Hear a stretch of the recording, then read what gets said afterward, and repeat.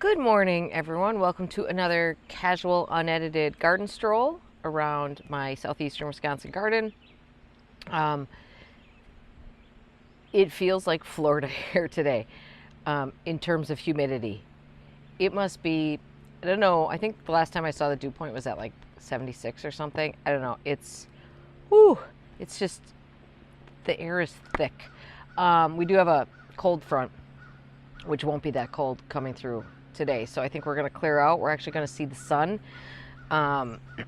We were supposed to, there was a prediction of rain all Friday night and like half of yesterday. And I told my mom, she's like, well, it's going to rain all day. I'm like, never rains.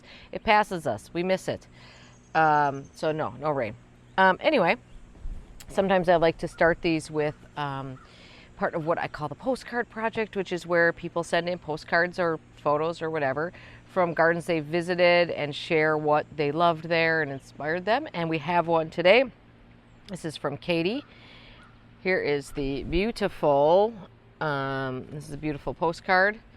On a recent trip to the UK, I visited Scissorhands. It was totally magical. Definitely a bucket list garden. I now live in northern New Mexico, but I grew up in southeastern Wisconsin. I enjoy watching your videos from back home and seeing your lovely garden. You know what's getting me there in that photo is those lupins. Some people here can grow them. I've not had a lot of success with them, but like that is like a purple and white one. Oh man, that's gorgeous. That is like perfect border right there. All right. Thank you, Katie, for sending that. That was very cool. Katie used the sailboat postcard stamp, which is the best of the postcard stamps. All right, let's go for a spin. So we're up here on the deck, and I'll just show you, this planter is just like overflowing. Boy, this Terrenia is just like going mad. And then I do have a purple belvine in here that I let spill out, but like this one is flowering so nice. Look at that guy. And this guy, I'm gonna extend the string up and over so we get the canopy effect going here, because that one's doing pretty well too. It's not flowering a ton, but it's got growth on it. I think I've been in the limelights right now. Like this to me is the best look for the limelight when they're still quite lime, and you know they're just kind of like mid opening. And I do love this trio here because they just like, you know, you can actually look right into the flowers up here on the deck. Quite nice. Excuse me. Here, this is the view from up here on the deck of this new garden area that we planted. It is allium heavy right now, and it looks amazing. And the bees are going absolutely bonkers. The sweet peas are on their way out, but I'm still just cutting. The flowers only last a little bit, and they're flowering like frantically, so I just keep cutting and cutting and cutting. This is a little disreputable hanging over the railing like this, but I'm not in a hurry to get rid of that. Gosh, sorry. If I'm just going to talk while we look around a little bit so you can kind of see what's happening here. Oh, I think I got you zoomed in a little bit. Here we go. That's better. I've been having this feeling that everything is a little bit late this year. And then I got what I think is a pretty good indication that I'm correct, because there is a road we drive down all the time, and on both sides of it, it's a small private road. Both sides of it has cup plant, silphium, one of the silphiums, cup plant growing there. And of course, that's like a heavily reseeding native. And so I always figure like that's a pretty good indicator plant. And it is normally at this time of year, they would be fully blooming, like crazy blooming. And it is just starting to open now. So I think we're quite a few weeks behind. The dahlias are starting to open. I'm getting better about staking. I grabbed like 8 stakes yesterday. I'm like, okay, I'm going to go stake some dahlias that are flopping. Yeah, I ran out of stakes real quick. I was a terrible staker this year. This is Pamela Howden. Pamela Howden. She is a beautiful water lily type. She is just pumping out the blooms, but she's tall. She's a little taller than I remembered. She's too tall for the spot she's in, but that's okay. And I did have a rhubarb custard flower, which I shared on Instagram. Panat from Bloom Conservatory sent me one, which is the only reason I was able to get a rhubarb custard. It's really hard to get. Very pretty. Unfortunately, I got some cucumber beetles around that are causing a bit of havoc. This is Rock Run Ashley. This is one that I grew for a while and then didn't grow. And I'm like, oh, let's try it again. And oh, God, why didn't I like her? She's perfect. Let's stroll around this way. Well, here, before we go this way, because sometimes I never get back. Here, we'll just take a look at the front here with the castor beans. They are, again, I keep cutting them back and they keep getting tall. I mean, I knew that would happen, but I gotta nip them back again because I don't want them obviously covering up the window box. So I do have to nip them back again. I mean, that's how tall they want to be over there. Yeah, they're crazy. And I keep having to go in there and trim back the sweet potato, mahogany sweet potato vine, because that's not an aggressive one, but all sweet potato vines need to be kept in check. I have been doing a lot of editing, pulling out, all the things that are not looking good and cutting back a lot of things. Here's another dahlia I want to tell you about. This is one. So you should follow 80 Miles North on Instagram. She has a very small dahlia operation, and she sent me some tubers this spring. And she said, what do you want? She said, I'll send you some. I got some left. I'll send you some. And I said, I just want short things that I don't have to stake. And this is called Danique. And this is the most stout. I mean, it's 2 feet tall, maybe a little bit more. This is the toughest, stoutest plant. It is definitely not staked. It's super sturdy. And I would describe these flowers as kind of, well, they come out quite reddish, and then they're sort of fade to this kind of pretty, I mean, there's some striations in there, but there's kind of some pretty apricot colors in there. And the center here is very magenta, and the back side is very magenta. I think this is first of all, it's blooming early, and it's staying there. So that, like, more than anything, that means more to me than almost any other thing. So that's a really good one. So I'm kind of putting that one on my list. I mean, one of the things, right now I do a lot of analyzing for next year, right? And I'm really happy with what I did with the front here this year. Very happy that I went with something very...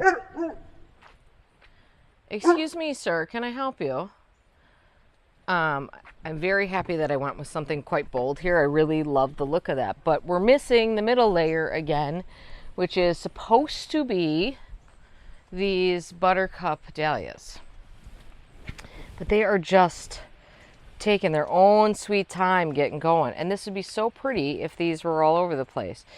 So, and I also think they got a little bit taller than they should. So, that's why I'm looking for, something like that Danique. Maybe you just fill this in all along here. I like the idea of simplifying this a little bit. In the past, I've done a whole bunch of different dahlias in here, but I'm liking the idea of simplifying this. But once again, I am missing a mid layer here. I probably should have put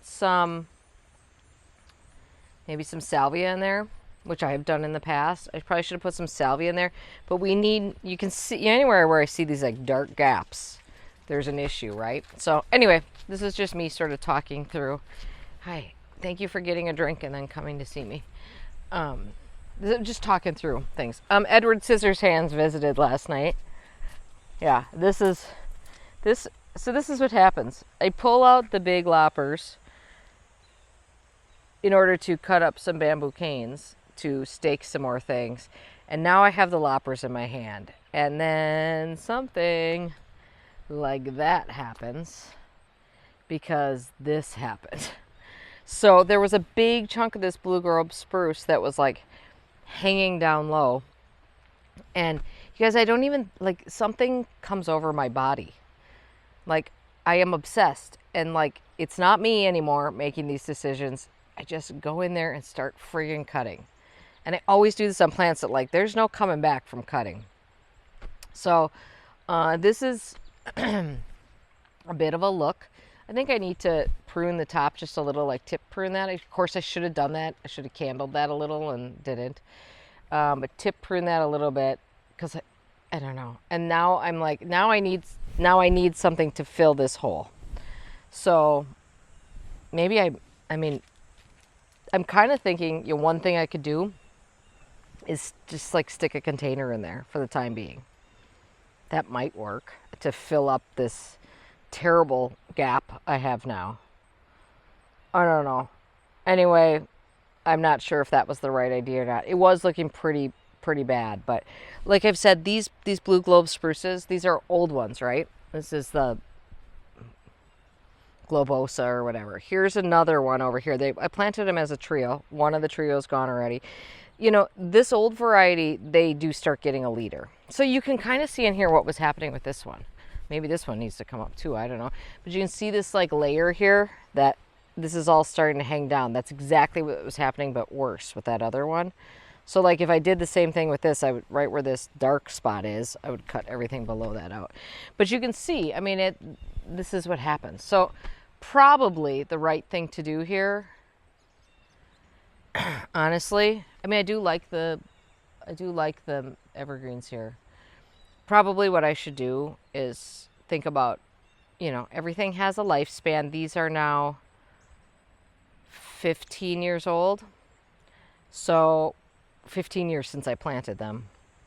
I should probably think about just ripping these out entirely and replacing them with, you know, moonstone or something, which I have planted nearby. But I like the idea of the same thing being planted in these two spots here. Anyway, that's me.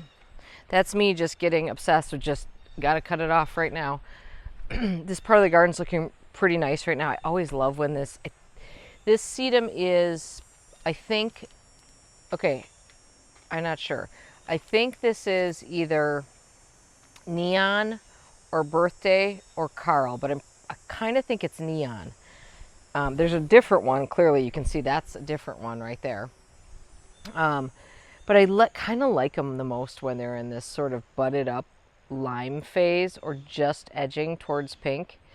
But this is looking pretty nice over here. And this white salvia, I think this is the white salvia from Proven Winners. But I don't know what the name of it is. Anyway, I like it here, and the bees certainly love it here. Love this Dalmatian peach foxglove coming up here. I see a ash tree that needs to be cut out there. Yeah, gotta love how ash trees reseed everywhere, but of course have died everywhere else. Anyway, there's just a ton of butterflies and stuff around right now, which is awfully nice. In my quest to try to patch the grass here and grow grass, mostly what I've been doing is just making the grass that's here get very long. I need to do some staking over here. I know those are flopping. Oh my God, there's so many dahlias that need staking. It's ridiculous. That's got to be my job for today, to get that done and do a little bit of vegetable garden stuff. Just checking in on the ever red bananas here, which truly are beautiful, but they are taking a long time to size up. This is definitely, you know, a different thing than the incentes that I've got growing in the pots, which are getting nice and big. I mean, here, let me just show you that one from a distance again. See if you can see that. I mean, considering that I grew those from 8-inch pots, that's pretty good size. I mean, in spring, bought those in spring. That's pretty good size. Okay.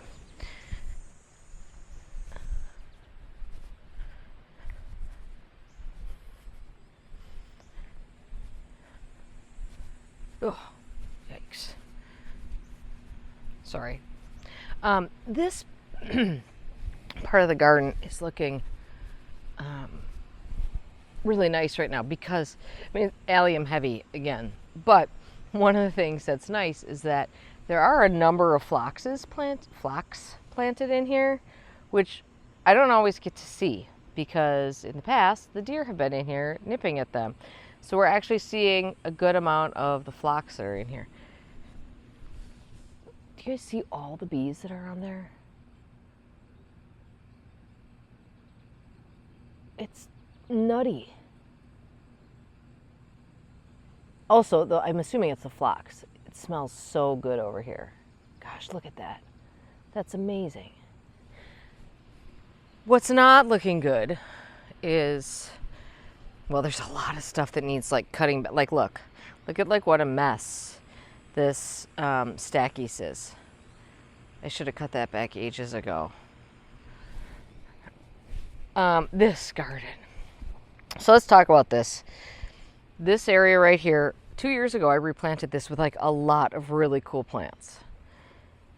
And I did it in fall. And I apparently just completely forgot how this area gets fully covered in May apples. So what you see here are all the May apples that are done.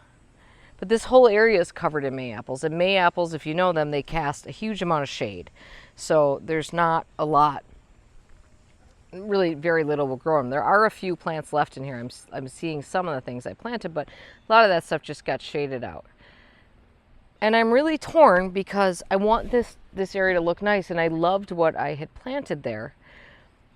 But by the same token, I'm going to have to, like, I clearly it doesn't exist if I continue to have the May apples here. The May apples are a lovely native.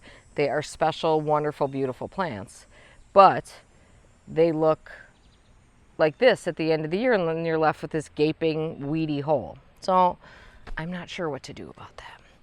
We are going to see, I think we talked about this area last week, so we won't talk about that, but you guys, it's a great year for great blue lobelia. It is popping up all over the place. Now, when this one was planted, this is a beautiful native plant, but it is another one of those sort of prolific reseeders. And when we planted it, Roy said, well, it's good to plant it on a hill because seeds go downhill. In other words, you don't have to worry about it taking over the whole hill because they'll just go down, which was a good point. Okay. This is Cornell right here. This is just regular Cornell, not Cornell bronze. Oh, she's a beaut. That is a beaut. I had said that I wasn't doing any photo shoots or garden tours here this year. And, you know, I shouldn't have said that out loud because that changed. I do have a garden tour happening here. Well, a video. It's somebody coming to do a video tour here in 10 days. So I'm trying to get the garden, like, you know, it doesn't have to be perfect. It can be real, but I'm trying to get the garden nipped into shape. So what I'm going to do is cut most of the dahlias that I have right now, make myself some beautiful bouquets because that will force some blooms, and 10 days should be about the right timing. Two things to talk about in this garden. Right here in the front is this bleeding, what is it? Bleeding Hearts Heliopsis. Holy powdery mildew. This is the only plant in the garden that is showing significant signs of powdery mildew. It's not surprising. It has been I can see why plants would be having some powdery mildew, but this is it so far. But that is that's not okay, right? Everything else is looking pretty good. Now, if you look back here, this is a similar looking plant, but this is Rudbeckia triloba prairie glow. Oh, I lie. That's funny. I'm also seeing powdery mildew on that. I just didn't notice because it was in the back. Oops, I'm not even pointing the camera at it. I don't want to walk in there, you guys, because Snakeville. So that I planted from plugs from Farmer Bailey a couple of years ago, and it's like a short-lived perennial, but it's a pretty good reseeder. But again, the only two plants in this garden that are showing powdery mildew are those two. I was going to tell you that the Rudbeckia triloba might be a better alternative to this Heliopsis, but apparently it's suffering from the same thing. I think I don't notice as much because those flowers are held up higher above the foliage. I do have some Asclepias flowering in here, which is nice. This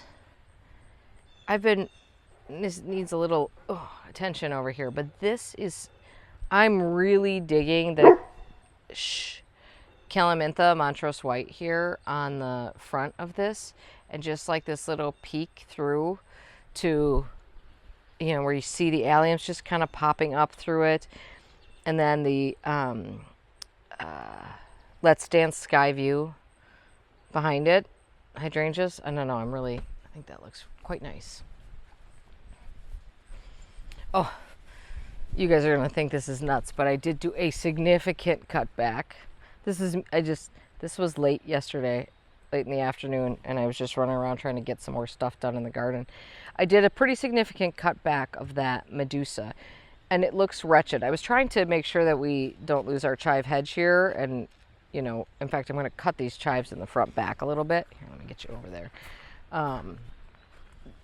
And I just want to get that into check a little bit. That Medusa is going to flush out new stuff with no problem, so I'm not worried about that at all. Behind that, the Cool Jazz Super Tunias, I think, well, I don't think it's budworm. I don't see sign of budworm, and we honestly, knock on wood, I've only really dealt with that once. I think this is just me not fertilizing it. Because here's the thing, I don't love to fertilize my annuals that are growing in the ground with a lot of synthetic fertilizers. I just try to, in general, I try to keep any fertilizer that goes on the ground be organic, and any fertilizer to help like build the soil, and any fertilizer that goes in containers, I don't care, I'll use the synthetic stuff. But I don't think that a petunia is well suited to that. Plus it's a little crowded. And this is this salvia. This is this new salvia from Proven Winners. And I can't tell you what the name of the salvia is, but it's Outshine Orchid is the color on this, and it's so far not exactly blowing my socks off. Okay. I think we talk about this area quite a bit every day. So that's Moonstone right there. He's got a little bit of dead showing, which I could cut out, I suppose.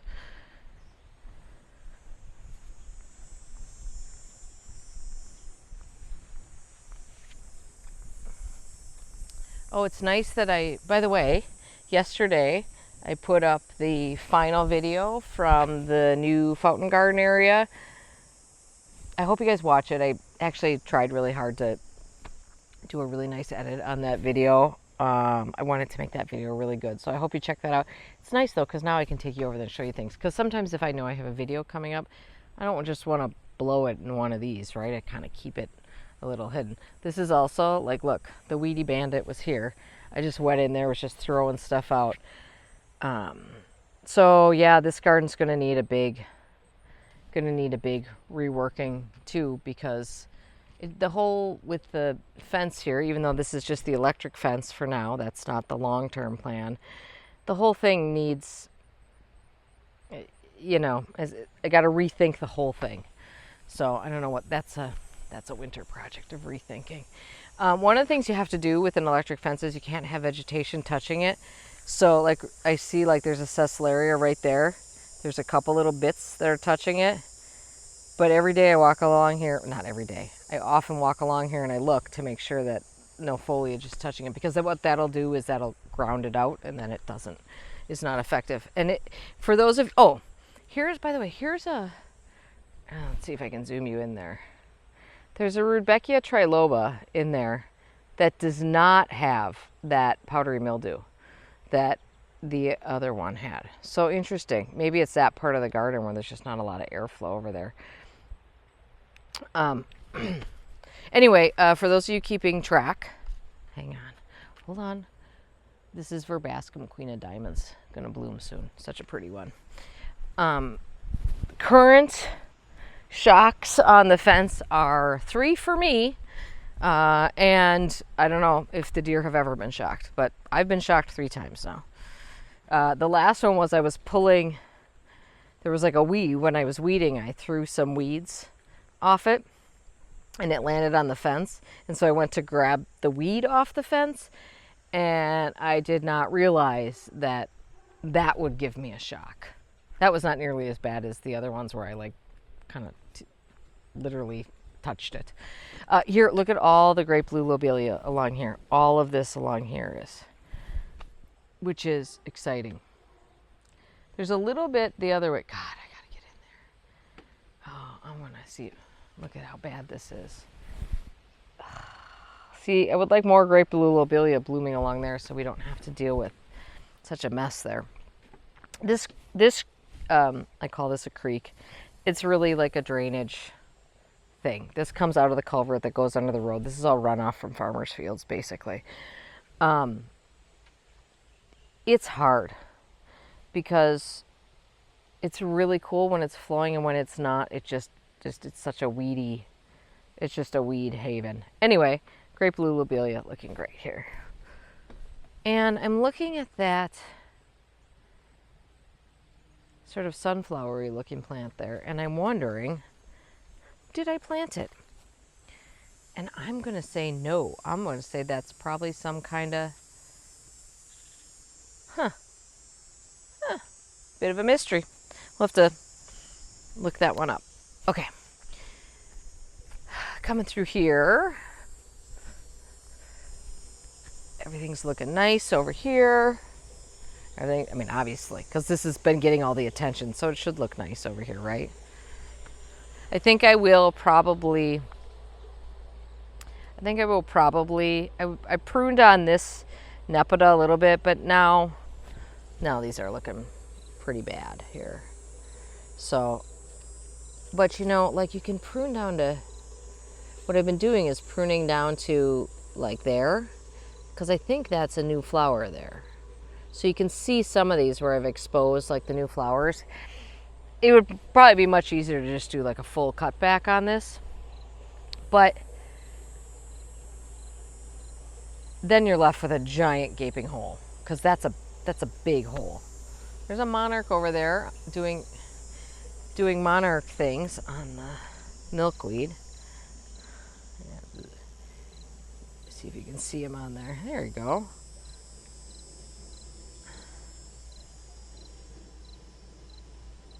Oh, and I hear a little frog. That's nice. I thought the snakes had eaten all the frogs because I haven't seen any yet this year. Okay. I don't think there's much to show you in the vegetable garden. We were in there last week, so we don't need to look at that.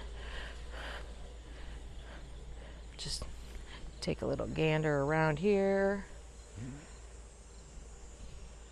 This treasure trove Rebecca is looking really, really good. I'm loving the bright color along the back of this. I think there's so many spiders, you guys. I just walked through a massive spider web. There's so many spiders. The spider population is healthy in Wisconsin this year. And we keep looking at these. This is, again, I could dig in there for the tags, but this Rex begonia is part of the Jurassic series. And it has been taking quite a long time to size up, but you can tell that it's big. It's really going up through there. It's putting to shame the colocasia, which once again, guys, if you live in a cooler zone, do not think you're going to buy, this is my lesson for this year, do not think you're going to get a colocasia in a 4-inch pot and have it look like anything during the growing season. So as a contrast to that, that's part of the Jurassic series there. This is Space Age Black Hole. This is a Proven Winners one.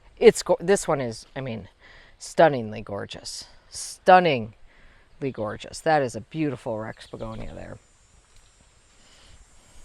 Not as big, obviously, though. Okay.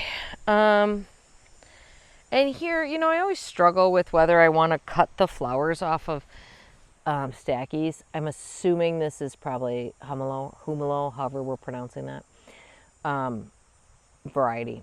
But because I kind of like the spent blooms, and I rarely have luck getting a reflowering on them, especially if I'm cutting them back later like this. Time to start cutting back the flowers on the ligularia so I don't have seedlings everywhere. Like, all of this is seedlings. They go everywhere. All of this, seedlings popping up all through here. I mean, pretty soon, if I'm not careful, this whole thing could be nothing but ligularia, so I do need to keep it in check. And I need to, I guess, the Astrantia. There are some flowers there. I have been cutting back some of them, but I'm hoping for some rebloom, because a lot of you have told me that you guys keep it blooming much of the year, like by deadheading.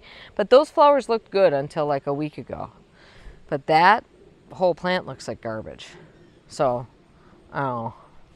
Still figuring it out. Sometimes you got to figure out what works best for maintenance for various plants. This little astilbe back here I'm a real fan of it. It's called pomelo, and apparently can handle more dryness than a lot of other astilbes, but it's like a little baby ground cover astilbe, and I like it a lot. And it's looking so good still flowering there. That is unusual. I thought I'd check the Tricertus, the toad lilies here, which are one of my favorite late season flowering plants. I just saw somebody in the Pacific Northwest. I was watching a garden tour, and they had them flowering. And I'm like, oh, I should check mine. No, ours don't start flowering until, God, late September often.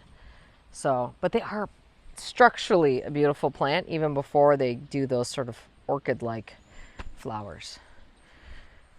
Okay, we'll take a quick look at this banana over here. Let's back her up so you can see.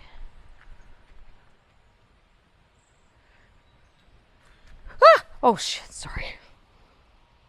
You guys, I'll show you what just made me scream. It would be a self-seeded Nicotiana. I thought it was a creature. Okay, sorry, I'm a little skittery in the garden. Banana's looking beautiful. This is Incente Morali, Ventricosa Morali. And really, again, planted from an 8-inch pot. So, osmocote, lots of water, guys. That's the secret to growing these bananas fast. And I have been cutting off the bottom leaves as they sort of get too low. Like you can see, there's a raw stem there. As for everything else happening in this pot, some of it's great and some of it is not. But this Cosmic Flare Gomphrena I'm very happy with that plant. That was a trial plant. This Lantana, I wish it would grow a little bit more. I kind of forget that this whirlwind, what is the name of this plant? Whirlwind. Oh, this is actually Starlight Blue. What is it? Oh, God, you guys. Well, you know what it is. I kind of forget that they sort of stop looking great mid-season, and then you got to wait a while before they kind of come back. And then this side has kind of been taken over by this Pelargonium Indian Dune. Oh, look, there's another Lantana over here too. But it doesn't stand much of a chance with this Pelargonium here. I don't mind it. I kind of really love it, actually. So that's that pot. All right, well, that's the tour for today. Last week, it was going to be a rainy day, and I said, should I do responsible adult things or go to a garden center? And I did the responsible adult things. I did laundry and cleaned a little bit in the house. And then we actually ended up having a family dinner that night, so I quick threw together a pie, which was pretty good. And did not do that. So I actually think I'm going to run to the garden center right now, because I do need a few things to fill in, especially now that Edward Scissorhands has showed up. So I'm going to have to figure out what the heck I'm going to do underneath that blue globe spruce that's just like bare-legged now. All right, you guys have a great day in your garden. Hope you enjoyed this. Do check out the final video of the Fountain Garden series that I put up yesterday if you haven't seen that yet. And that's it. We'll see you soon. Thanks, everybody.